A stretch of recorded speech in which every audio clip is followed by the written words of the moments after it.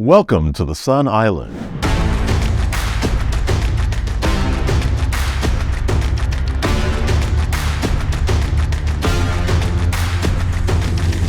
Welcome, Sun Island Energy Bridge. Right now, we got a friend of the podcast, a friend of mine. We got Sean here on today. We're going to be talking about a whole host of topic. He is a abstract artist, and he have a pretty neat event coming up. So we're going to be talking a lot about that, Sean. So there's a bunch of there's an exhibit that you have coming up for that specific day, and congratulations on that, by the way, Thank man. you. I appreciate that. To have that, putting that together. So how did this whole idea for this specific exhibit came about?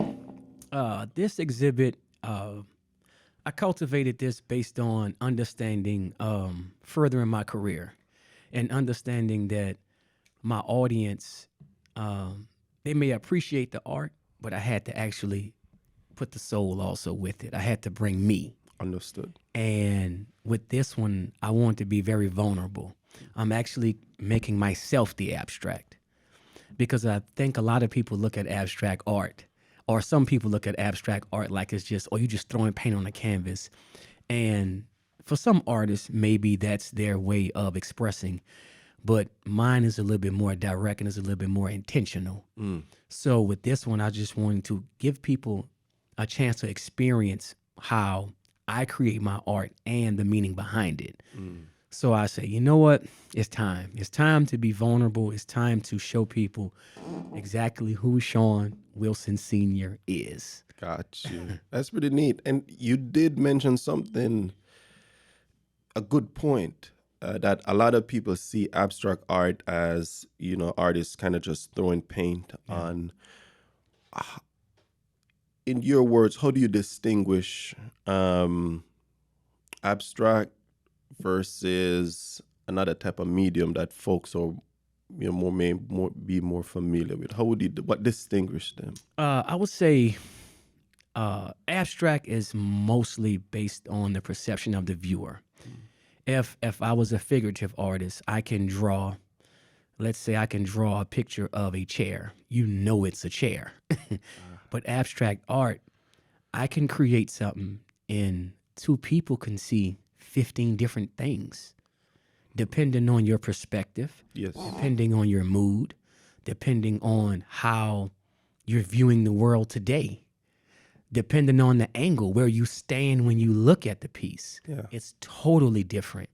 Every time somebody sees my work, I may see something, they come with a total different perspective. But the beautiful thing is when they explain it to me and where it's at, I'm like, okay, I see it too. I actually see exactly what you see. And that's the beautiful thing about abstract art. It's a continuous discovery. Yeah, I think it speaks more to just, or childlike, or you'd say exploratory, Definitely. and nature. Yeah. 'Cause as you said, perspective. Yeah, it's definitely perspective. And so you get to, in your work, hear people speak from their own perspective. Yeah. And that's interesting, Yeah. right? Because as human beings, we get tied up. We get tied up in our own perspective, and we seldom, myself included, Yeah. we seldom step out of our comfort zone to view stuff through someone else's lens. Yeah. And there's a very famous guy. He was mentioning something that, we're going through life, and then folks, all they need to do is change their lens. That's it. Say, for example, in my line of work, if you're in sales, for example, and you're just always trying to sell, like every single person is a prospect, Yeah. you'll never develop a real relationship. So if you change the lens and say, it's not what I can get from you, but the value that I can deliver to you, Correct. your whole world change overnight. And the Correct. price of the product don't go up nothing, but you attract more. Yeah. So perspective is a huge thing. So you in your line of work get to hear people's opinion on perspective. What did you garner from just hearing different people talk about their own perspective and specific to different situation that you may have painted in art? You realize, like you said, everybody have a total different perspective about how they view things. Some people, they look at art like it's just something, like it's on the wall, like it's cool colors. Then you have some people that understands and they look at art like it's a valuable thing. You have some people look at art like it's an energy that brings a beautiful aesthetic. You know? Yeah. And you look at, then you have some people that look at art like it just matches my couch. That's perspective. Yeah, so you have so hitting with many, a you bunch have of so many, different- yeah, yeah. you have so many different perspectives. But the beautiful thing about art is it's $1 trillion industry. People don't understand when you buy a piece of art, you don't purchase art, you invest in it. And I've been trying to tell people this for years. This is an investment because this is the one thing that keeps going up. It appreciates Absolutely. consistently. Over eons. Yeah. So when you and I continue when I do my consults, I never say when you buy this art. I always say when you invest in this piece of art, understand this is going to be in your family forever. Forever, yeah. So whoever you gift this to, you're giving them instant value. Instant value. So the showing that you have coming up for your artwork is to what? Introduce more people to your work, have them see your work from. Explain a little bit. I would say my when I came up, when I cultivated this show, I got me a composition notebook and I had to write out, okay, what is the purpose of this show? And I'm sitting there and I only had one purpose, to introduce myself to the world. Nice. That's my main goal, to introduce myself to the world. Everything else gonna take care of itself.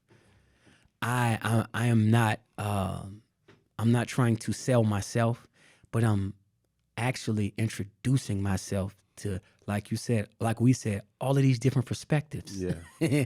All of these different perspectives. But I want people to know it's not just paint thrown on a canvas. It's intentions behind all of this. It's a very, very, very laser focused intention behind what I do and what most artists do. So that's my specific goal, to introduce myself to the world. So introducing yourself, which is great, and then you mentioned the word vulnerable. Like introduction and vulnerable Yeah. for most And people. They don't come in the same Yeah. sentence. And that's you know. something that I'll say that I've had over a decade of being an artist. But the one thing I've never ever done was actually be vulnerable to my audience and explain them why I create art, or what was the avenue to even lead me down this road to even be this artist, or to be disciplined. Because being an artist in the beginning, it's not like you're making $1 million a week. This is something that God gave me. And I had to take it upon myself to cultivate this and learn and study myself. I had a conversation with my nephew yesterday, and he actually had a studio session. He's a rapper, and I'm watching him do his thing, and now I'm watching him be Picasso, but in the booth. Pharaoh. I'm watching him do his thing, and we had a conversation afterwards, and we talked about how Lil Wayne was talking about how he don't really know new artists, like new rappers. And at first I told him yesterday, I said, at first I used to think, hey, he's lying. He know about rappers. And I realized once you get focused on your career and your path and what your purpose is, people ask me, man, you know all these artists coming out? I'm like, know. I really don't know a lot of artists because once you say this is going to be my life work as being an artist, and I'm going to combine this with healing the world, mankind, not just the people in my community or who I went to school with or who I know. Yeah. You have to live at a different frequency. So now when you come to the table, you don't come to the table of saying, okay, what do you have to offer me? You come to the table like you said, this is what I have to offer the world. This is my offering to the world. This is, for lack of a better word, this is my tithes and my offerings to the world. You get what I'm saying? Yeah, you mentioned something pretty neat because I actually recently had a police officer on the podcast, and he's actually from Louisiana, Okay. and he legit said, "Man, if you made it out to Louisiana, Man, you're a hero." That was his word, not mine, right? And we went down the talk track of mentioning about just kind of staying in your own bubble, Yeah. and just by your art, you're figuring out ways how to just be way broad. Yeah. Right, because we were talking about how people just kind of speak in the similar type of dialect, and you get out of your hood or your community, nobody even understand what you're talking about. Correct. But then you just sound so cool amongst your friends. Yeah. Everybody is the man in their own hood. You see where I'm coming from? Yeah. And you just kind of take that down one step further. A lot of people are, and I was thinking about this recently, man. A lot of people are a big fish in small pond. Yes. And I think because we're just people in general are usually egotistical, and we figure the sun revolves around us. I think sometimes that allows us to stay trapped. Yeah.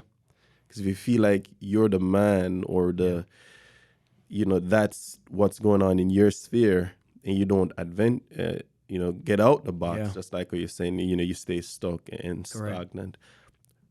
How have you used like your art to do that in a sense? How you've done? Well, what I've done is you kind of have to, you want critiques. So there's a Visual Art Alliance here in Houston that I participate in, and we're actually having a peer review tonight. Oh, nice. To where you take your art, and it's at the Archway Galleries. We take our art and we have all these artists, all these different, and the beautiful thing is so many different nationalities that come out. Nice. So you get different perspectives based on backgrounds is different. So we come out and we bring our art, and you have your peers, other artists, get to critique your art. Straight up. And everybody in the room get to critique your art. And it's a beautiful thing because some people, they're honest. scary, man. Yeah. I mean, it's a beautiful thing because you grow as an artist, but you learn to take a critique. You learn for people to tell you, hey, this is not finished, or it is finished, or you should work on this, hey, make it bigger. You learn to get all these critiques. But the beautiful thing about the critiques are if you can learn to take a negative critique and you go back to work, it's going to put you in a place for when you get the praises, you can still go back to work. Because sometimes when we get so much praise, we feel like, I've made it. Let me calm down. No, you still have to go back to work. Yes. Because it takes a lifetime to be great at anything. It takes It takes every single day of your life. Yeah. So No days off. yeah, so Legit. that's one of the ways that you put yourself as an artist to grow. And I go to different cities. I go to different galleries. You introduce yourself. You meet people. But you don't meet people of saying, hey, I'm an artist too. I'm an artist. Let me see your work. Let me sit down. Let me have conversations. Let's have a cup of coffee. Let's talk about why you create. What was your experiences on why you created art? Why did you choose this space? Why did you choose this neighborhood? Man, it's just a wealth of knowledge that you have to be a sponge to absorb all of this just to grow. I've been curious because I dibble and dabble, just kind of doing. I've always been curious, like the technique to actually get the the actual paint Right. sit in a certain flow. Right. Like, It's different. It's different. Yeah. I'll I'll tell you for my process is different because I rarely use paintbrushes. Rarely. really, yeah. But you would have to come to my studio to see You'd have to how. see. Yeah, and this is something that I created in a very, very dark time of my life.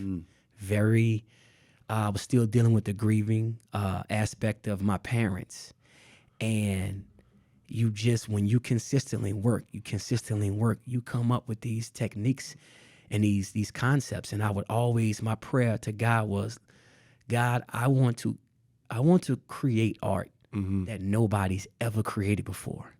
Give me a technique that nobody has ever created.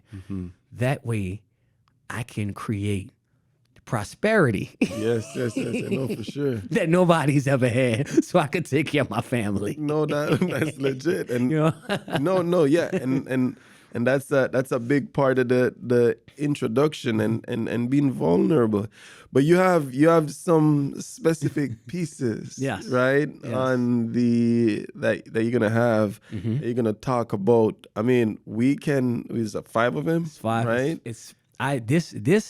This show is 5 pieces of art. We're trying to get a bonus in. Some 2 songs. Yeah. A little bonus. Go ahead. So I've been to art exhibitions and I've seen how people have brought in, and I've had an exhibition before. I had one last year where I brought in different pieces of art. But as the artist, I felt like people didn't get to know me. Now, I talked to people that came out, but I don't know if people actually got to know the artist. I didn't introduce myself of who I am as a person. So this is my first exhibition to where I'm being actually vulnerable. So this is the abstract. It's a true introduction. Yes, this is a me. true introduction. This is me. This is where the work is coming 100%. from. Yeah.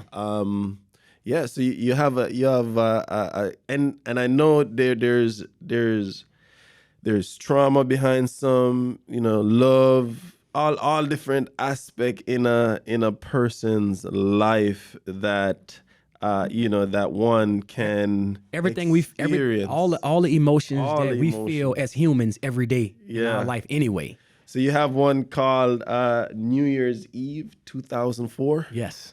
That's me and my mom. Okay, let's break it down because we're going over them like legit. So- I want the whole story, nothing So- but the real deal. Yeah. So New Year's Eve 2004 is about a conversation that me and my mom had where she told me I was a product of infidelity from her. Man, you coming in hot. Now, the beautiful thing about that this conversation took place probably in the fall. Okay. It's probably in the fall of 2004. But the reason why I titled it New Year's Eve, because that day, my life changed after that. That next day, my life was forever changed. I can imagine. Yeah, my life was forever changed. And what's interesting about this piece, my niece called me a couple of days ago, and my oldest sister, Lisa, she has been getting phone calls about the video I posted, and I have elders that know my mom, and they're saying Sean should take it down because that's too much. He's telling his mom business, and as much as I respect my elders and I understand where they're coming from, at this point in my life, I have to be a change agent, an agent of change. Absolutely. T.D. Jakes has a beautiful book that I would tell anybody to read, The Disruptors. Disruptors. Yes, The Disruptors, and that's what this is. I'm not disrupting what my mom did, but I'm disrupting a stigma of what's out there that people really don't want to talk about. That's true. And we have to realize we have to talk about this, not to put the business out, but how do we heal from this? How do we go? That's painful. Yeah, it was very painful. It was How very do you painful. heal? Keep going. Yeah, it was very painful. How do you heal from this? Because in a situation like this, I'll say this. Most of my family, friends, and people that I had around me, they didn't know how to help me heal from this because it wasn't their experience. So a lot of times people would be like, man, well, I'm praying for you. You'll get over it. And I realized if we don't have a safe space to talk about this stuff, you got a lot of people because I've had men call me and say, Sean, my mother told me the same thing. How are you dealing with this?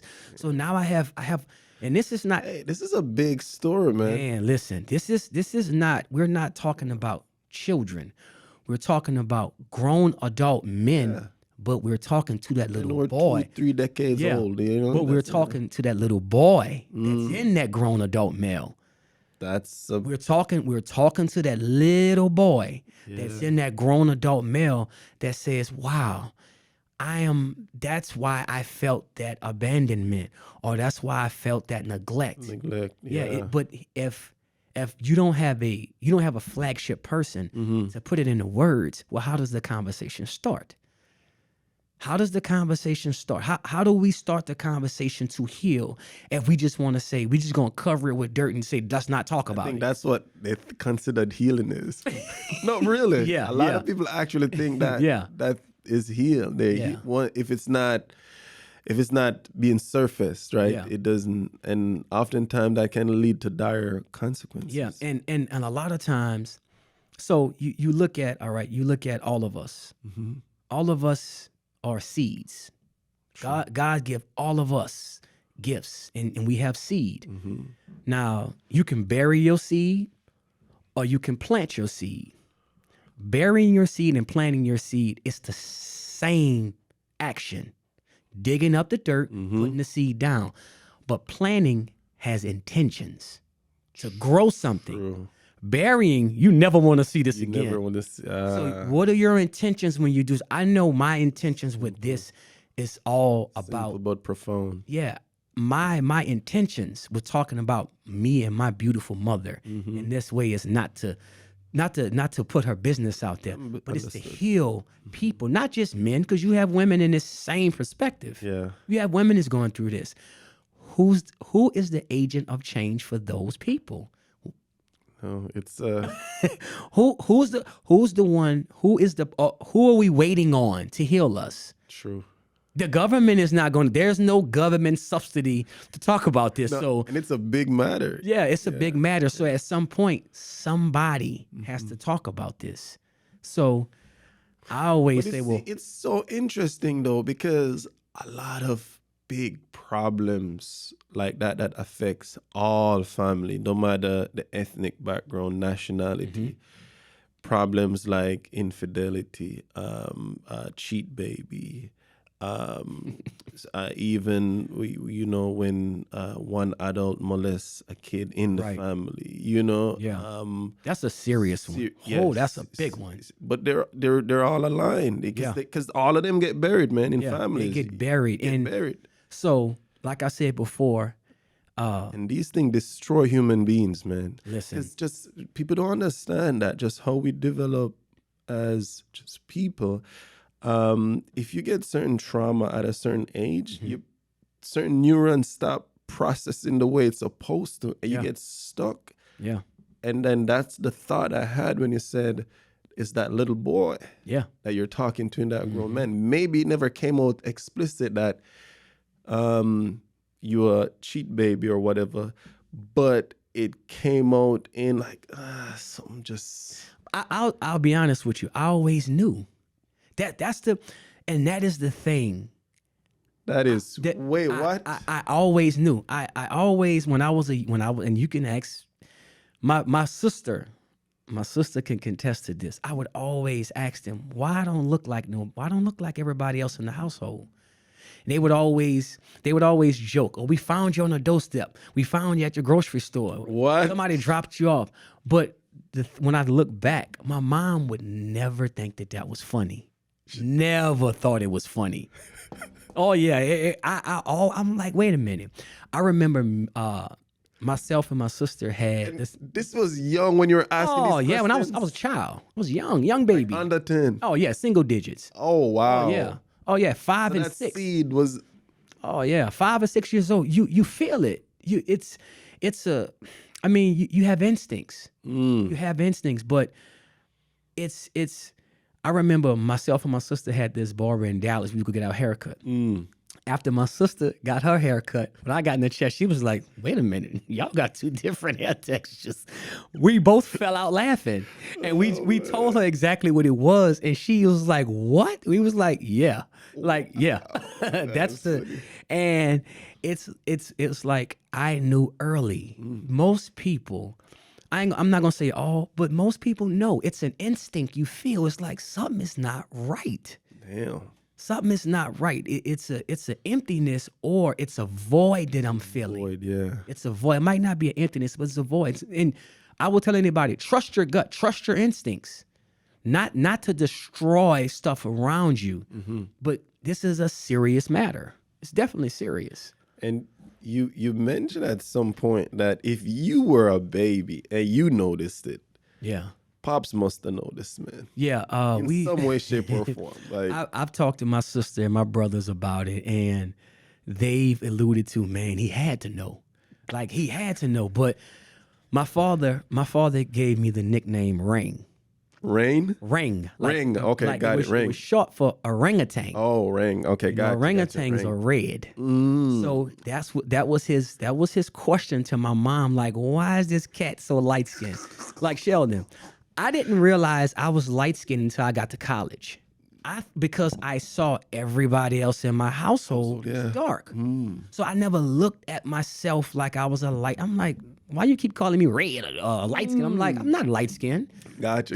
That's not what I processed what I looked like. Gotcha. And once I realized, I'm like, oh, that's why he called me orangutan. I was like, okay, I get it now. I'm like, okay. He had some humor Yeah. to it. He didn't over, but that's a special human being, bro.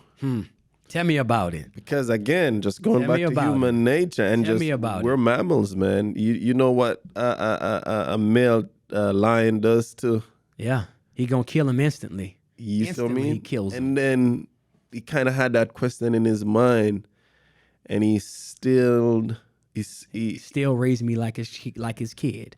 And that is the respect that I have for my father and all men that are in that situation. Because most of the time when you have a situation like that, nobody talks about the respect for the person who kind of has an idea but never tears the family down. They still stay there. It's not like they question it to where it's like, okay, I'm questioning this, I'm leaving everything. I ain't got no time for this. It was different. It was very different. What would be like your thing? Because, dude, this thing it's common. I sad Yeah, to say. it's What would you say to a guy now that's like, he probably have some type of little thing in his mind, but he's like, you know what? I don't want to draw too much drama in my life. How do that person try to start the healing process without tearing the family to shreds? I would tell him this: if a guy was in a situation my father was in, if you want to know if this was 100% your child, no matter how old the kid is, understand you have to make a decision of what you're gonna do when you find out first. What you gonna do? If you're gonna stay in the kid life, You got to know the end result yeah, before you you have to know don't go dig up that ant's Yeah, nest. don't. You're not ready to get yeah, bite. Yeah, yeah. I was doing some gardening the other day, bro. So that's Yeah. where that came from. Anyways, keep yeah. going. So if you want to know the truth, you have to know what is your intentions and what will be your actions. Because if you find out that this child is not yours, are you still going to take care of the child, or are you going to leave? Because at some point, you can't put yourself on this emotional roller coaster just to prove right and wrong. Because now there's a child affected by this. This kid is affected. Has no fault. that has no fault whatsoever. So as a man, you have to make a decision. I can't tell you what to say. I can't tell you what to do, but you have to be intentional on why you want to know. And you have to be intentional on what's going to be your next actions, because there's a kid involved.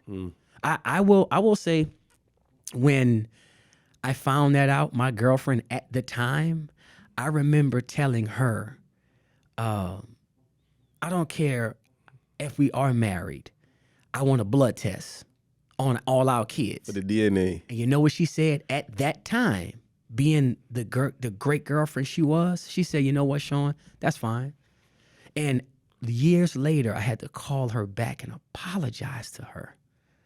I mean, when I say years, I mean double-digit years later. Yes, I called her back and I said, I apologize for putting you through that because I didn't realize that you were affected deeply by my trauma. Because actually what I did was I transferred it to you. Yeah. I kind of transferred it to you.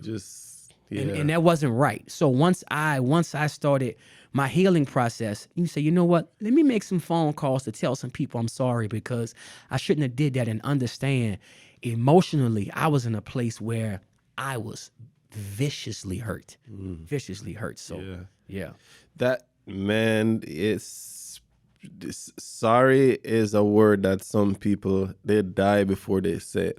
Oh yeah. You have very wise people that can ignite a future. Mm-hmm. Because sometimes, whether you're right, whether you're wrong, you've done something to harm somebody. Mm-hmm. And if you don't even want to say sorry, it puts you in a situation of being stagnant. Yeah. So you said, like, which is important, right? Because we talked about the topic, and again, I have to just re-emphasize that it is so common. Yeah. This is like a cup of water in our community. That's how common it is. It's like a cup of water. We don't for some reason we don't speak about this. In my country, right? And I don't want to try to be negative or anything, but like to come to the US, you have to have like a DNA test. Say I'm in the States for years, right? Because that's a normal immigrant story, right? You come, you build a base, you miss out 5-10 years of your kid's life, Right. but you're making a better future for them here in America until you've established yourself, maybe buy a house, whatever, be more established. Right. Then you're like, okay, You're cultivating. yes, let my son or my daughter come to the United States. It's so often in my country, like so often. I don't want to make us seem like we're, but there's statistics out there on our embassy in particular in Jamaica Right. that it's kind of almost a 50-50% shot. It's a crapshoot. It's a crapshoot. Wait. Like for real, man. Like you gonna send back for that kid and it ain't gonna be yours, bro. You're gonna be like, wait, what? Bro. I think language, and that's why we have reggae music. Right. Jamaicans are great at delivering a message. Language, like a tiny island of 3 million people, have one of the most recognizable instrument that moves people, which is music. We Globally. own a whole Globally. we own a whole genre. Yes. So language is concentrated in such a small amount of people Yeah. is powerful. Yes. And I find that in our dialect, we use the language to soothe ourselves. So the same word that would mean something like totally horrific, Yeah. that you can know what it is as soon as you say it, Yeah. and everybody would be repulsed. Yeah. In our culture, oftentimes we just use a different word and just replace it, especially if that particular thing is very bad. Yeah.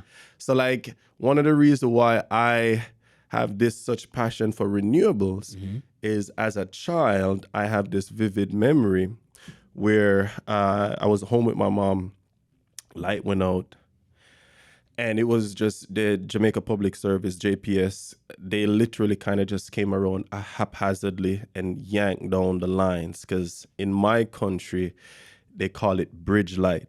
Hence the name of my show, Right. Energy Bridge, right? Got you. The bridge light. Okay. Bridging light, bro, it is not, it's very dangerous. And it's just stealing electricity, because what they're doing, they're using their own little wires from out their house and go tap it on the live wire on the main wire and then power their household items, right? So it's stealing light.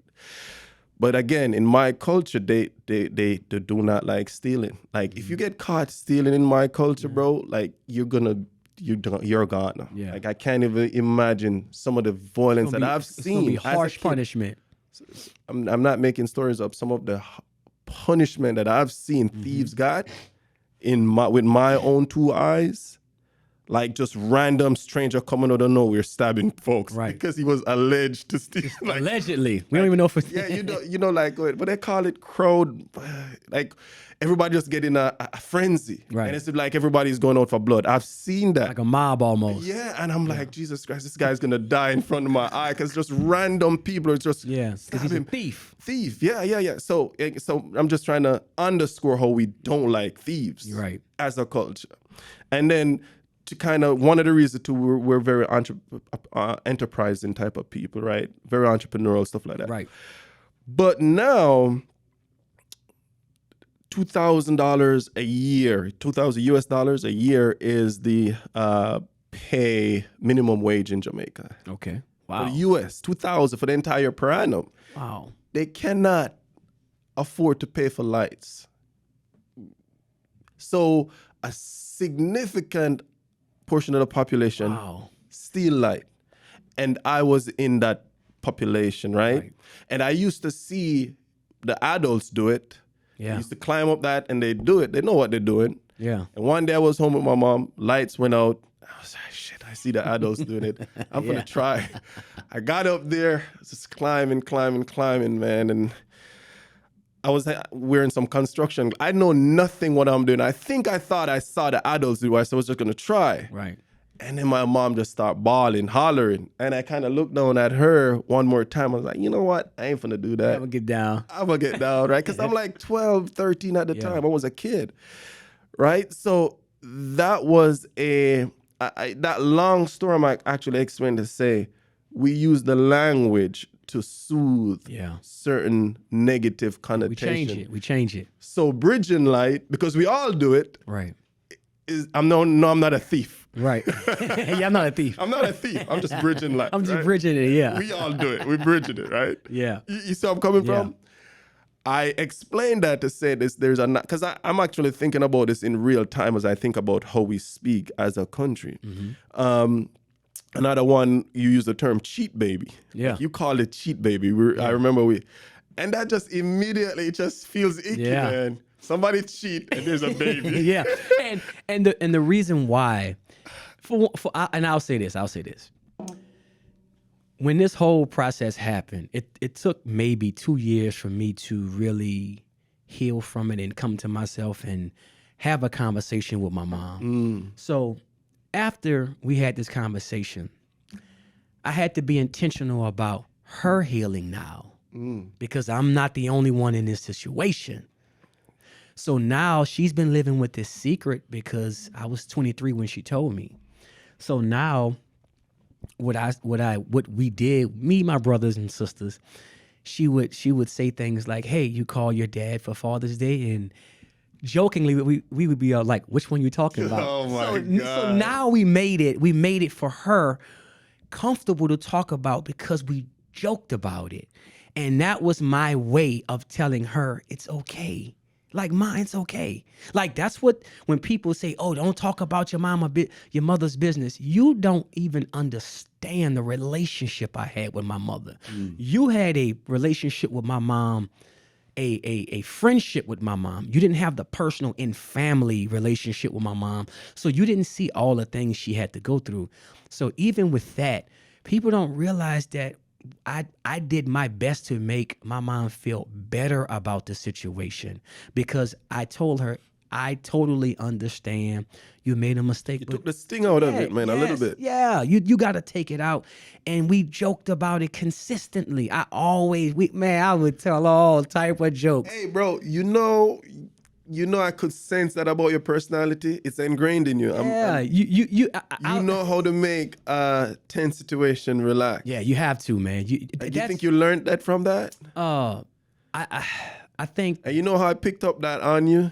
Like when we were having that four of us in the podcast. Uh-huh. And it's a tiny little room. It's filled. None of us really know each other that Right. much. And you're the one that you just kind of broke the ice. Right. Before we even got on camera, we just broke the ice, and I'm like, that's a special little Yeah. thing. Man, I'll tell you a conversation me and my mom had with this music teacher, Mr. Brinson. I was going to Schaumburg Elementary in New Orleans East. And my mom came to pick me up after school one day. The cops were saying that there's a lot. The schools over there is not Oh, too good. in the East? Yeah, they're not too good. New Orleans, that's a whole get other it. conversation. Go ahead. That's No a more totally different conversation. You're a hero. You're Yeah, here. it's a totally different I'm kidding. Yeah, go ahead. So my music teacher, Mr. Brinson, These are like, that's a whole. We're gonna, Yeah. There's too much politics in that one. I got you. Keep so going. my music teacher, Mr. Brinson, mom come pick me up from school, and he stopped it. He said, "Hey, Miss Wilson, I want to talk to you about something." And she was like, "Yes."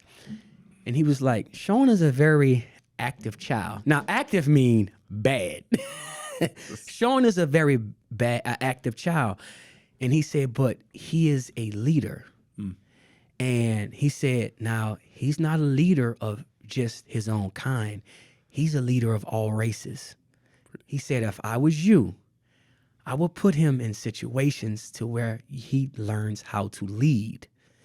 And my mom was like, okay, we got in the car, we went home. She never said nothing else.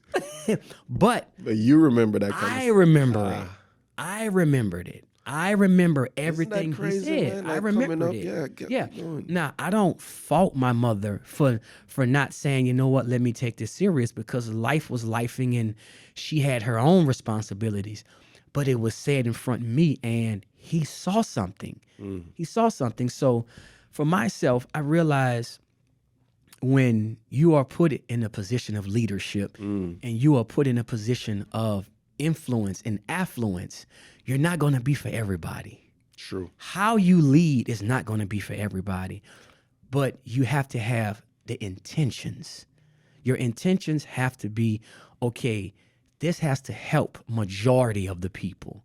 And for everybody it doesn't help, eventually they'll get it. They'll get it, They'll understand why it was said. But then a message only reach a person when they're open for that message. Correct. No matter how you're crafting it. Yeah. I think. Yeah. Like if you're not ready to, I mean, no matter the beauty of the seed or how great the seed is, if the soil is not ready, it's gonna wither away. It's not going to happen. It's not going to happen.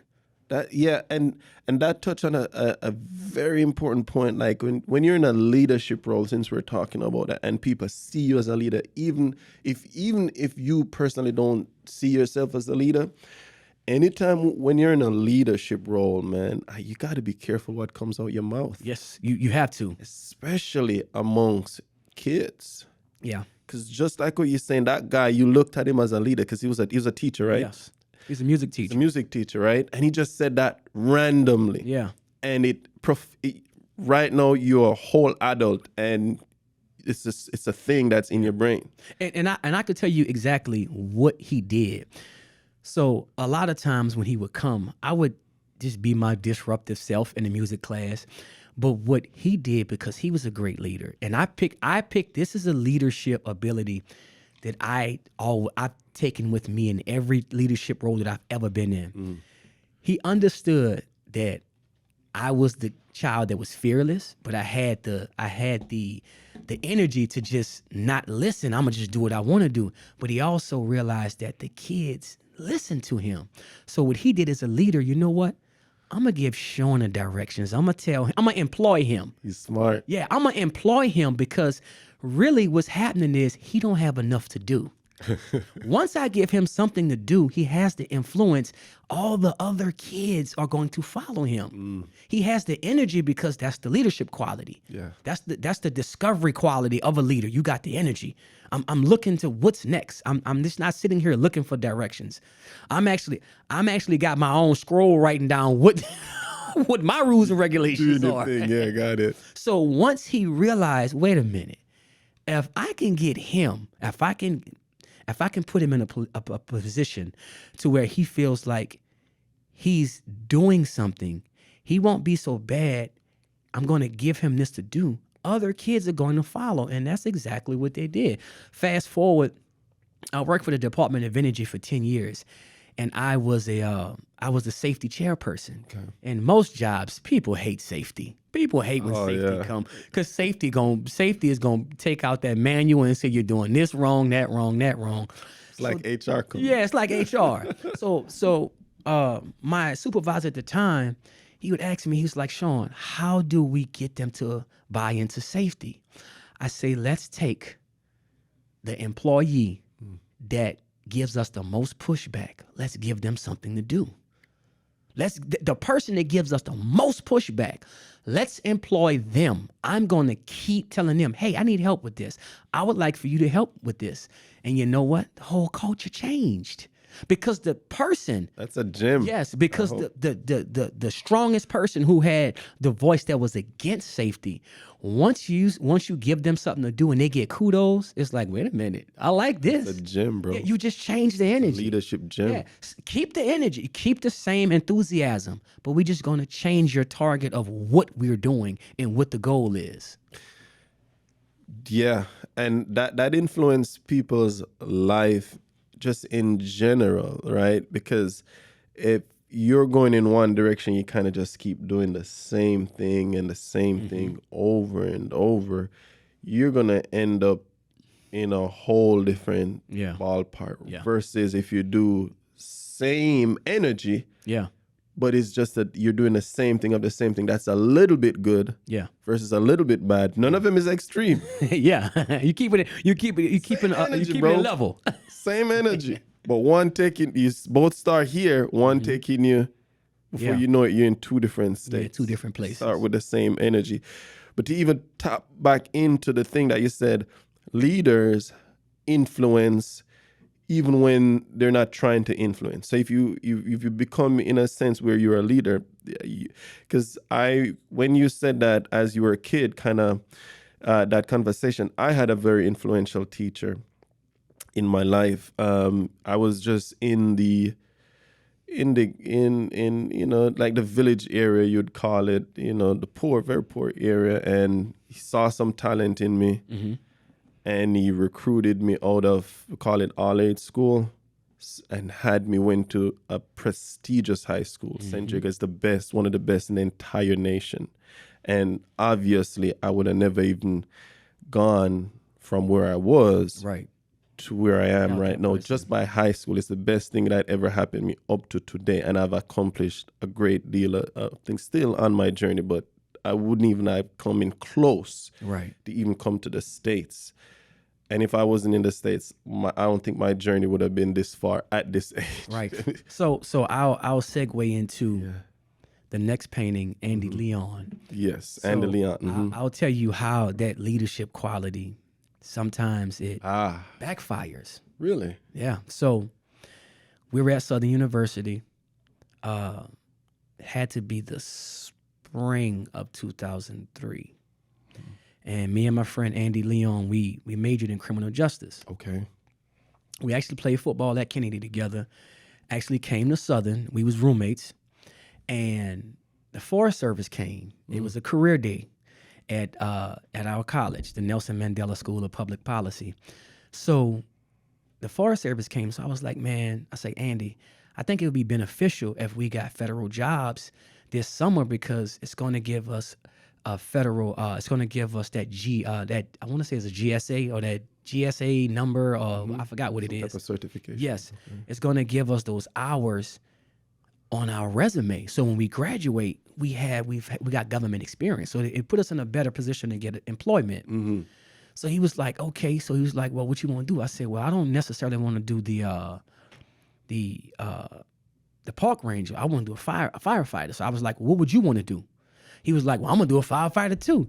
So I said, okay. So I said, well, let's talk about, because the fair went on for 3 days. I said, well, tomorrow, let's go back to class and see if they can give us a contact number on somebody in the firefighter department. Long story short, they did. They hired us like the same day. Same day. Like once we was interested, it was like the next day they was like, okay, fill out this application and this and that. So to tie all the leadership back in, his mother, Miss Leon, told him, well, Andy, I don't think you should go. Really? But me being that assertive leader, I said, well, Andy, I don't think your mother, don't listen to her right now. What? Don't listen to her because she don't realize how tough it's going to be on black men, on us.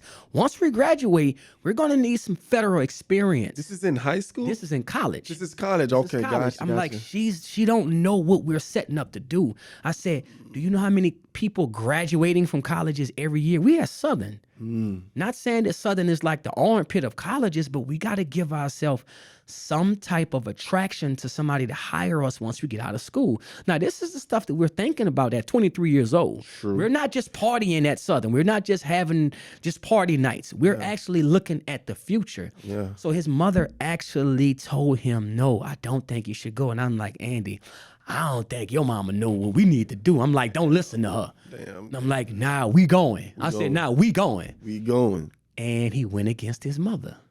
And we got out there. And on the second day, I watched my friend drown. Jeez. And the whole time, the entire time, we walked this lake. We're looking for him. That's the first thing I kept repeating it to myself. What am I going to tell his mother? Now, granted, before I left, my mother warned me and him, do not go out there and get in that water. Like, we had all of the boundaries set up, Yeah. but we still did what we wanted to do. We still did it. So I can say that was one of those times as a leader that I had to be accountable for the whole situation. And people would tell me, no, Sean, it's not your fault that he passed. I'm like, nah, you don't realize who I am and what I said. And that's the thing about life. When you go through high traumatic situations to heal, you have to establish accountability, whether it's you or somebody else. Not right or wrong, not pointing the finger, but you have to sit back and say, okay, I'm accountable for that. What did you say to his mother? When I got back, I just told her the story. I just told her the story. That's the only thing. And I told her exactly what I said. And she would say, you know what, Sean? He still, that was your friend. He still went with you. But that was one of those times to where being a leader, it stung. It hurt. Oh, that hurt. Of course. And it still hurts because it took maybe Made me feel just like yeah, just oof. and a lot of people don't voice those times where they push the envelope and things don't go right. A lot of that's the stuff they like to bury. They like to bury those times. But in all honesty, though, I mean, 23, you're still a kid in essence, man. You're a young man. You're a young man. You know, you're pushing your weight around. You know that your friend is gonna listen to you. We do that. Yeah. Just as human beings. It's just unfortunate that it just ended up to the extreme. Right. Death. But But you still see it as an avenue to take ownership. yeah, 100%. Because to your point,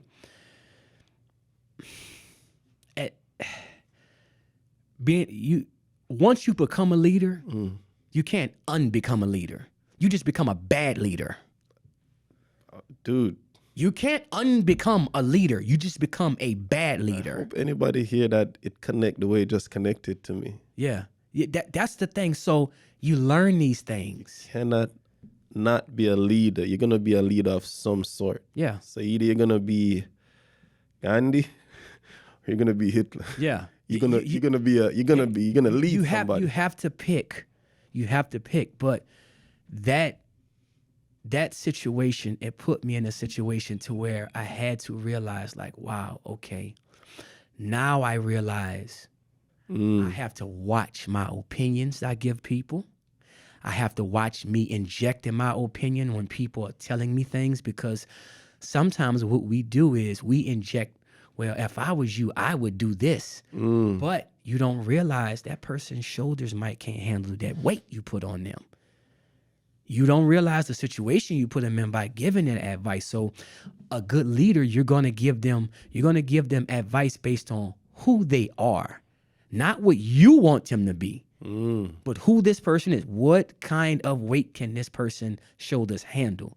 So that situation, And Sheldon is so. I have to say this. Me and his brother Corey, and this summer was the 20th anniversary of his passing. This summer. It happened in 2003. It's 2023 now. Yeah. This 20 year years, was 20 And it was a years. summer, so it's recently just happened. So a month ago was the first time I sat down and talked to his brother and told him exactly what happened. Yeah. A couple of weeks ago, before I put the video out, before I did the video, I talked to Miss Leon. I said, hey, this is what I want to do, and this is why I want to do this. And she was like, I want you to talk to Corey because his brother is still dealing with it. Because he was a big brother. Even though he was my little brother, Andy was my little brother, he was a big brother to somebody else. Corey was his little brother. And I felt selfish because I said, well, you know what? God, I never thought about talking to Corey. So we went, we sat, and we talked for a couple of hours, and it was good.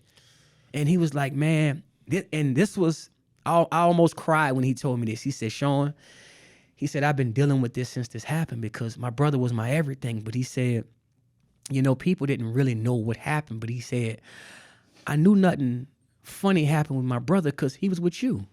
Wow. And I was like, man, I appreciate that. He was like, I knew nothing bad. I knew nothing. Yeah. Because he was with you. He was with you. He was with you. So I knew it was good. You know, whatever happened because he was with you. So, you know, people, being a leader, you're consistently developing. You know, as a leader, you're always a good leader, but you need great followers. True. You need great followers, but being a leader, you have to understand you are always developing as a leader. You're always learning how to lead. You're always learning how to communicate with different people. And you're learning, okay, where do I have to go back and fill those voids for people I might have led this far and I might have left them. True. I didn't dot all those I's and cross all those T's. And I could tell, I can see just in your transition how you have developed throughout the years, kind of handling that. Yeah. So, and then another big one that we're going to look at is what? Purple Heart 2. Purple Heart 2. That's my dad. Yeah. Okay. Yeah. So Purple Heart 2 has to deal with the this is a very interesting story. It has to deal with the evening that myself, my brother that passed, and I have a story about him, and my sister. We witnessed. I didn't know you had a brother that passed, man. Yeah, yeah, and I want, and we're gonna talk about that today. So that talks about the night that my father was shot in front of us at our doorstep. So I want to say the early 90s. I want to say it was probably 1993. My father was coming home from work, and he was met at the door by this gunman who was robbing him, okay? So the guy, you know, told my father, give me all your money. My father was like, I don't have any money. So my father managed to ring the doorbell. Now, me and my brother is playing a video game. My sister is in the room. This is a Friday night. We figure if somebody's ringing the doorbell, look, we gonna go up there, you know, we're children. So if somebody's ringing the doorbell, we yell to my sister, hey, go to the door. And she yelled back, y'all go to the door. So we like, man, we playing the game. Right. My sister eventually gets up and she goes down the hall. So me and my brother instincts make him get up. Now, he was the protector of the kids. That was who he was. So he get up, he go down the hall. Instantly, I follow him. But for some reason, Sheldon, as we turn to go down the hall, everything starts slowing down. And I'm like, okay, this is weird. So once we get to the door, once me and my brother get to the door, by this time my sister got to the door, she opened it. Boom. The guy shoots my father. My father falls on the door, falls on my sister. My brother instantly, no fear, goes behind the gunman. There's no wait, get back, get down, none of that. It's instantly outside. It's instantly charge. So that's a fight or flight mechanism. And it was 100. It was a straight fight. I'll say this: in my house, I grew up with 100%. Everybody in that house was A-type personalities. Everybody. Going for it. Everybody was A-type I'm gonna just say that. Straight up. I get it. Everybody was A-type personality. So my brother gives chase, and I go outside. I watch my brother jump into this Delta 88 he had, and he goes over the neutral ground, flattening all 4 tires. And he is going up the street chasing this guy, and eventually they catch him. You caught him. Wow. Yeah, they caught him. And I guess security, and at the time it was called the Oakbrook Wait, Apartments. this dude got no gun. Saw a guy shot somebody and Listen, chased him with no gun. Instinct. That's a lion heart right there, man. We just saw what happened to Dad. So what are you gonna do? True. That's true. What you gonna do? But in hindsight, it was like straight beast mode. Yes. So my sister sits my father on the couch. He has this knit cap, the Scully that he has on. He take it off and he put it on his head. He's bleeding. So my sister's on the phone with the police. I go outside and I can see the sparks from the tires from him chasing this guy, because this guy's on foot and he runs into these apartments. By this time, it seemed like everything happened in maybe like 5 minutes, or 5 seconds. By this time, EMS is pulling up, but my mom is not home. So my mom she pulls up and she was like, "What is going on?" Now, I'll say this. Our house wasn't strange to the police. My brother was who he was. So the police knew who we were. I'll say that. They were acquainted with our family. You know what I'm saying? Yeah. So they were acquainted with our family. So my mom just thought, "Hey, what is going on?" So I said, "Daddy just got shot." And that was the first time I heard my mother use a very endearment term towards my father. And she was like, "Oh, my baby, where is my baby?" That was the first time I ever heard her say that. Really? Ever. That's the first time I ever heard her use that type of verbiage. Yeah. Talking about my father. And she went inside. All the police came and they actually started cutting my dad's clothes off. And I think when they cut my dad's socks off, he had $1,000 in his sock, his right sock. And he had another $300 in his left sock. He wasn't giving up his money. So my mom would say, "Wait, give me that." My mom would say, wait, give me that. Giving away his money. Yeah, wait, give me that. I think that dude was following, man. He probably saw when he put that money in his sock. To be honest, I think we outgrew the neighborhood.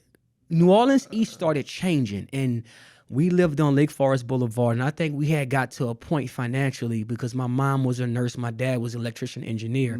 So we had outgrew the neighborhood. The neighborhood had started changing. Gotcha. So we never moved. We stayed there. And the one thing about that night that was so it just stuck out to all of us is this one female officer that came to the house. She was the only officer that was smiling. And it ended up being, and there's a book about this whole situation. It ended up being that former NOPD officer, Antoinette Frank. She's the only female on death row right now in Louisiana. The officer? Yes, she was a police officer. She was actually, man, she had so many crimes that she had going on in the city. While she was an officer? She killed a few people. She's on death row right now. She's on death row right now. And look her up, Antoinette Frank. She actually was at our house that night. And the reason why she stuck out, because she was the only officer that was smiling. She's obviously a... Yeah, she's definitely has some mental health issues. But that night, that changed everything for us. That specific night. It was so many, even though it was so chaotic. When I think about it, it was so many different revelations that came about me even being a child that young that came about that night. So that is what Purple Heart 2 is about. Okay, so but why the name Purple Heart? So my father was a Marine. Oh, that's what I was thinking. So after he did this, my father he didn't die. He just lost his left eye. My father went back to work, made a full recovery, and he never complained. So I gave him a Purple Heart. You know, I looked at him like, you know what? This guy survived this. My father survived this. My father didn't turn into somebody. gave it. Yeah, I gave him the Purple Heart. Right. Yeah. You would know? have totally got one if he was. Yeah, if he was in that, if he was in, if he was sense. in the line of duty, he would have got one. So I felt like as his son, what I watched him doing, how I watched him recover from that. My father still went to work, still worked at Avondale Shipyard. I think he started working at Avondale Shipyard. That's the only job I ever knew him to have when he was like 3 years old. He just worked there forever. Yeah, you don't build them like that anymore. Yeah, he worked there forever. And I just saw my father make this full recovery. He never was spiteful. He never complained about it. And this guy went from having 2 eyes to 1. People would, even my friends would make jokes. Your daddy got 1 eye. I'm like, at least I got one. At least I got one. Fun. Yeah, at least I got one. Straight up fun. Yeah, I got one though. Yeah, some people got 2 eyes and both of them gone. Yeah. I get it. That's funny. When the last time your father saw yours with both of his eyes, we're not gonna do that. We're not gonna do that. We're gonna stay focused. But you know, today. kids. I get it. I get kids. it. Yeah. So, but even at that, I didn't hold that against those children because we were kids. Mm-hmm. We were kids, man. So Yeah. it's all fun and games. No worries. So the other one that we have coming up is the walk. The walk. The walk. Yeah. Nice. So the walk is the walk is a situation to where I feel like when people talk about an experience or a situation in their life where their light was turned on. Mm-hmm. So the walk takes place in New Orleans East. My mom and my dad had a pretty volatile relationship. A lot of physical abuse at times. They had physical abuse. That was one of the reasons why the police was come by. That and my brother just was who he was. Brother that Yeah, no longer my with brother us. my brother was a real street guy, like real street guy. He's the one who's no longer with us. Yeah, he's no longer with us. So in this situation, we ended up moving with my grandmother for a little while because of a domestic situation that my mom and my dad had. So I used to just ride my bike to football practice. I used to play Pee Wee football for Joe Brown Park, which was probably a mile from the house. So I would ride the bike to practice and ride the bike back. Now me staying at Bunker Hill, it's kind of further, but it's much more traffic. It's a more traffic area. Now it's a service road. It's a main street. It's so much. It's just much more traffic congestion for me to move around on a bike, being that young. So one evening, my mom was working overnight. So she would drop me off at football practice. And this first night, I was like, well, who's gonna come get me? So I'm like, wait a minute. There's nobody, and I can't ride my bike home. There's nobody to come get me. So Yeah. I called my grandmother's house. Back in these days, there was no call ID. So everybody picked up the phone. So they was like, hey, this is Coach such and such. And they was like, okay, they're coming. So 2 of my cousins came, my cousin Trisha and her husband at the time, Emmanuel. He was in the military. So they picked me up and I get in the car. He was like, hey, next time you come from practice, you better hump it home. And I'm like, hump it home? I'm like, why are you talking about sex? I'm like, what they got? But I'm not realizing he's saying walk. Walk. Yeah. It is. But yeah, I'm not understanding the You're lingo. camel. Yeah, I'm You better man, hump it home. That's what I'm picking up. Yeah, From. so I'm like, hump it. I'm like, what is that? I'm thinking he talking about sex. I'm like, what they got to do with You this? walk up like Yeah. a camel. Yeah. So the next evening, mom have to go to work early. So now I get dressed. I get my football equipment on. So I go in the living room and say, hey, anybody want to take me to football practice? So they like, no, we're not taking you to practice. We told after we wasn't going to be doing this. So what I did was I put my helmet on. And like I said in the video, respectfully, I said, you know what? F this. I'm going to practice. So I start walking. And I walked. I remember crying. I remember saying, you know what? F them. I want to go to football practice. This is what I want to do. And I'm like, somebody gonna pick me up. Somebody gonna stop and pick me up. Well, nobody didn't. By the time I get to Joe Brown Park, it's dark. It's nighttime. When I get there, I can see the team, and you know how the team the practice is over. Yeah. They're So just now they're huddled up. They're huddled up because every coach Sweaty, is just we're getting to the coach leave, is giving his spiel about practice. But this lady said, "Hey, son, who you out here with?" She was like, I said, well, I'm out here by myself. So she was like, where do you come from? I said, I walked. She said, where are your parents? I said, well, my mom's at work. And soon as she said that, the coach said, hey, Sean, you out here by yourself? And I tell people, this lady made a decision that really could have, she made a decision to say, he's with me. If she would have not said that, I guarantee CPS would have got involved. Because how did this child walk out the house and like he waited all the way here to football practice? So she said, he's with me. So I knew her son. So I ended up, getting a ride back with her to my grandmother's house. And when we get there, she was like, you sure you live here?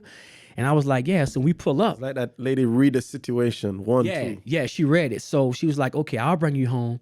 So when she pulled up in front of the house, she stayed in the street. She didn't pull to the curb. So when I got out, when that door closed, she took off. Oh, just that part of the neighborhood. Yeah, she wasn't trying. She was like, look, I got you this far. I don't know if this your house or not, but I'm not responsible for it. Yeah. And when I went inside, and like I said in the video, this was the beautiful, most confusing thing I ever experienced, because when I went inside, I realized nobody knew I had been gone. Nobody said, where you been? It was like business as usual. Wow. Nobody knew I had been gone. And I realized that day, I'm like, all right, Sean, you're responsible for you. Regardless of what you want in life. That moment, I made a declaration. I said, nah, you responsible for you. You can't depend and rely on people to hold your hand through life. And I don't look at my family like it was neglect, but I looked at it like it was, they gave me the space to grow. But even in that situation, somebody was responsible for that. True. Somebody was responsible. But as you grow and as you develop as a person, you realize, you know what? The reason why God gave me that trial and tribulation, because he knew I was going to survive it. And it was going to make me better on the other side. Correct. So that's what the walk is about. I like how you have this whole idea of extreme ownership, man. There's a book called Extreme Ownership where it's just like, no matter what. Jacko Willis. Yeah. Jacko. I'm gonna take some level of accountability. Yeah, you gotta be accountable. And I'm gonna see how this experience, whether it's your fault or not, how I'm gonna grow from it. So that's pretty neat. A mother's right to passage. Yeah. So that piece, it comes from a day I remember so vividly. I was real young, probably like 4 or 5. I remember my mom called me. She was in the kitchen washing dishes. And I keep, what she had on is key because I remember it. She had this blue house gown on with these floral prints on it. And she was like, Sean, come here. And I was like, huh? I'm yes. And she looks down and she's washing dishes. She said, look, son, I actually have this tattooed on my leg. She said, son, you're a very special person. She said, you're not better than anybody, but you are special. And I'm looking up and I'm like, okay, that's it? She's like, all right, now go back and play. I'm like, well, what? I'm like, all right. But at that moment, I didn't realize what she had done. I didn't realize that she was telling me, look, son, you're going to have to understand that you are going to be different than most people around you. Some people are going to be for you. Some people are not going to be for you. But you have to understand. You have to get a foundation of who you are. You have to get that foundation. And what she did was she put me in a situation with those words where any situation that I was in, like you said, I always took accountability for it. I was always ready to face it. When times got hard, I didn't look for the easy route. I looked for, okay, if it's hard, how can I fix this? But how will this help me going forward to never happen again? But who else can I help for this never happen again to? Who else? Because we don't go through all of these traumatic experiences by ourselves, for ourselves. A lot of this stuff that we go through is to help other people who don't have the leadership to help them. So That's just a video. That's just a statement that she gave me, and she put me in a situation to where she really was. I think she was prepping me to be a leader. She's prepping me to say, "Hey, son, you're different. You're special." But she was also telling me, "You're not better than anybody now. Don't think that you're better because you're special." You know what I'm saying? So she said a lot in that small statement. It was a lot. That tiny statement kind of encompasses a lot for you as a child, man. So Yeah. it's the whole journey that you kind of put in, all your art. It really, I can see a thread through it, and a lot of that we've been talking about is just accountability. Yeah. And it ended up being, and you know what? Thinking about that, I think once somebody have the confidence to say I'm vulnerable is when they've actually took accountability. Yeah. Yeah. So I think that's kind of like where those, but we got to get the bonus, man. Tales of Two Souls, man, because Yeah. I know it's not gonna be on the exhibit, but it's gonna, you know what I mean? Yeah, so the tale of Two Souls is, I really like those, by the way, man. They're cool. Go ahead. it's an expression to relationships. And I always tell people I'm a sucker for love. I love relationships. I'm a single guy now, but I love relationships. Understood. And the tale of Two Souls it's a representation of when two people get into a relationship, understand every single person has a tale. They have a story. And when my friends would get married, right, I remember one year I was in 3 weddings like in 1 month. Damn. That's a lot of weddings. Yeah, it's a lot of weddings. And I would keep hearing the preacher reiterate, "Until death do us part." And for me, I interpret that's how long it's going to take you to get to know this person. Wow. Because they're forever changing. True. It makes sense. These two souls, they're not going to stay the same. No. I feel like in relationships, the woman is betting on one horse, and this is a terrible analogy, and the man is betting on another horse. Got it. The woman is betting on a man, I hope he change, and the man is betting on, man, I hope she don't change. So now we betting on 2 different horses. Yeah, that makes sense. Instead of us getting together and understanding, let me in on what have your soul endured. And I'm gonna let you know what my soul endured. And it's expressing about being vulnerable. Yeah. You have to be vulnerable to somebody somewhere. That's true. You have to be vulnerable. And with your significant other, the person you lay next to, if you can't be vulnerable with that person, who can you be vulnerable with? Yeah, that's true. So that's the tale of Two Souls, and it's about a relationship that I've had. I'm not gonna say which one. No, for sure. I'm not gonna say which one. I But understand. it's an ode to relationships. He's like stopping the tell-all at the end of the tell-all because we're about to wrap up. He's like, what? Yeah. I'm gonna keep some of the sauce. Yeah. So I can tell you a fun fact, a interesting fact about my brother. Me and my brother has always had a relationship because he was my older brother. I remember my brother ended up doing jail time, and I remember going to see my brother every Wednesday at Orleans Parish Prison. Me and my mom would go down there and see him. And I remember the last time he went to prison, he actually went to federal prison for like 8 years, but it sent him up north. And I remember I used to always answer the phone for my mom. Used to always say, "Stop answering the phone." Every time he called, what's up, man? Because I felt like that's my brother. He protected me when he was out. There's no way I can not answer the phone. No, yeah. So I'll fast forward, and when the twins for our baby shower, the morning of the baby shower, the weekend of the baby shower, my whole family came down. And the Friday night, my brother was like, "Hey, let's go turn up tonight." And I was like, "Nah, I can't turn up tonight. I have a class, a boot camp class to teach in the morning. So he was like, all right, cool. We just gonna get up tomorrow. I said, well, what you getting ready to do? He was like, well, I'm gonna get out. Me and my girl can get out. He was my brother was so proud of. He brought his girl down here. He was like, man, my room got a hot tub in it and everything, man.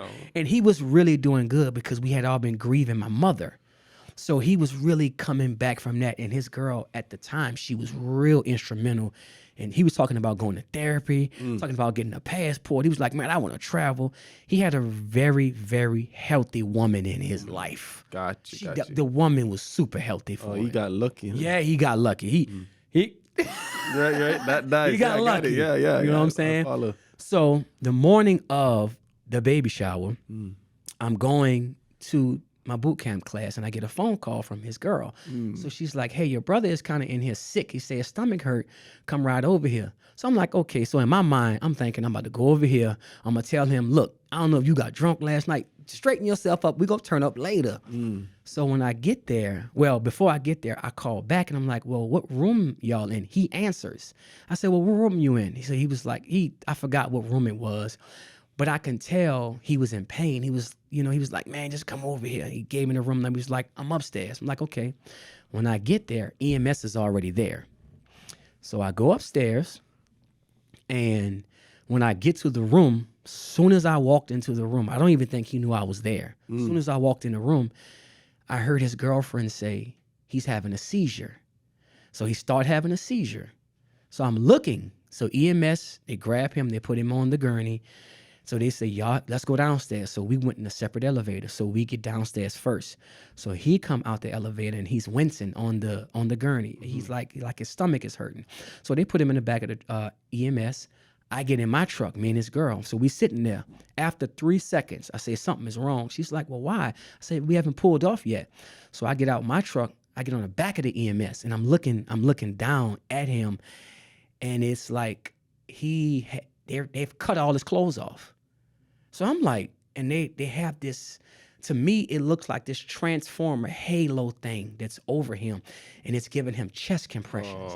And I mean, it is working on his chest. And I'm like, and me and my brother, we kind of never took nothing serious. We always were sarcastically playing. Yeah. So in my head, I'm spiritually talking to him, and I'm like, boy, don't you die in the back of this truck. You better get up. Boy, I'm going to talk about you for this. I'm going to get you for this one. Oh, God. So the police came. By this time, the police came. Hey, get out back of the EMS. So we get out. We go to the hospital, and the doctor come out, and me and his girlfriend at the time was in the family room. So they come out there asking us questions. So they was like, what did y'all do last night? Well, I don't have the answers because I didn't know. So she's talking. So they leave out, and she's like, Sean, why are you so calm? Like she's getting hysterical. I said, because they're asking us questions. That means they don't know what's going on with him. They're not telling us he's stable.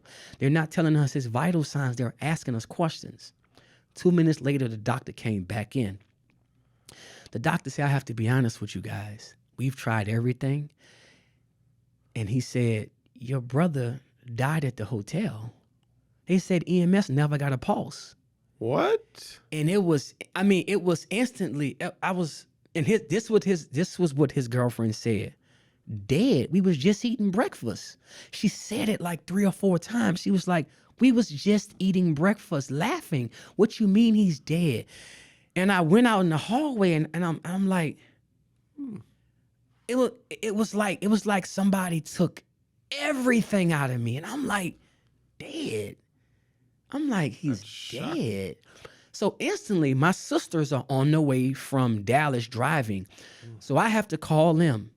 And I remember telling my sister 7 times, I just watched man die. We used to call him man. And she's like, what? She kept saying, what? I said, I just watched our brother die.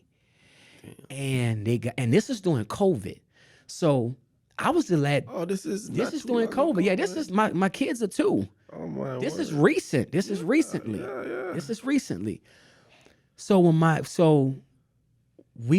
sisters, we get here, and my girlfriend at the time, which is my kid's mother, Kendra, she was like, well, do y'all want to cancel the baby shower? So this is where that leadership quality come in. So I realized, okay, I could be the emotional person to say, yeah, cancel it. What I did was I said, you know what? Let me give it to the new matriarch of this family, my oldest sister. Let me give it to her. If she say we gonna do it, we gonna do it. If she say we not, we not. So I called my sister. I said, sis, it's on you. You the leader of this family. You the oldest. What do you want to do? She said, listen, we gonna have to start celebrating him today. She said, we still gonna have the baby shower. She said, he died, but we're gonna have to celebrate we're gonna have to start celebrating his life today. And we had the baby shower. Yeah, that's Yeah. shocking. Yeah, listen.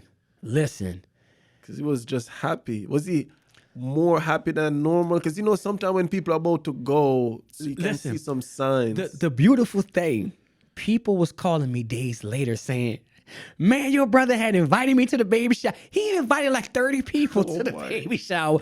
He was like, yeah, my little brother about to have twins. We gonna turn up. Everybody he went to their house, he invited to the baby shower. Wow. Everybody was telling me, I was like, yeah, we was coming to the baby shower. he was like so happy because I'm the last person in the family to have kids as our 4 siblings. So yeah, he definitely was happy. He definitely was happy. Did they ever found out? He had a heart condition that we didn't know about. Oh my God! So unexpected. He had a massive heart attack. Instant massive heart attack. What age? 50 years old. Damn. 50 years old. 50. My mom and I was talking about that recently, man. That because I'm kind of getting up there a little bit, and she's like, "Hey, you got to start getting checked up." And she's telling me, she's like, "Do the prostate." I'm like, "I ain't gonna have nobody doing it." But she said they do it by blood these days. Is that? Hey, that's what I'm hearing and all. And I'm like, technology haven't got this even better. I'm like, but I started doing the blood work every year. I just started that last year. You kind of took some blood and they check all these type of signs and stuff like that. But that's a shocking story, man. Yeah. But dude, it was neat having you out. I'm glad that whenever you come out and kind of come on the podcast, man, and I just like even kind of going back to the whole relationships and everything like that, and even what I was saying about language and stuff like that. Our term for cheat baby is jacket. Wow, jacket, cover it up. You're a jacket. You cut the fit. You're a jacket. Wow. But it's not like it's bad and not bad, but it's not the clear term and everything like that. But it's just it's interesting, man. But when people come, what would you like their experience to be like? Because when is your actual event? October 7th. So you got the we should have 19 days left. October 7th. And you said you're gonna have like a book. So I'm actually doing a lookbook, and it's actually gonna be the first. I'm actually deciding if I'm gonna put the first chapter of my autobiography. Okay. In the lookbook, and it's going to be entitled "Paintbrushes and Permanent Ink."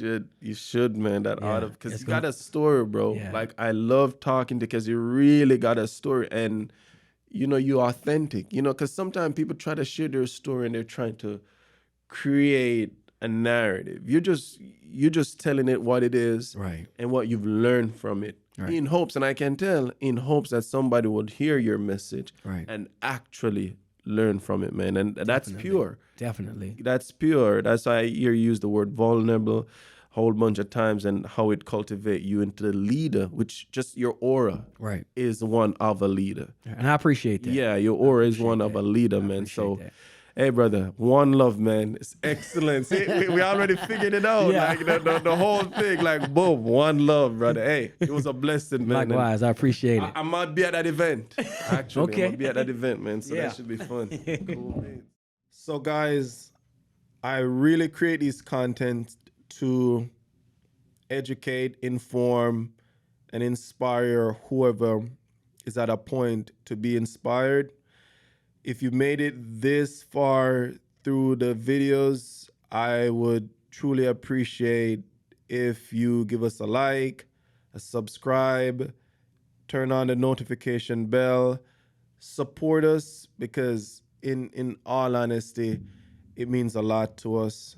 So thank you, and I hope you got something of value from sharing your time with us on today.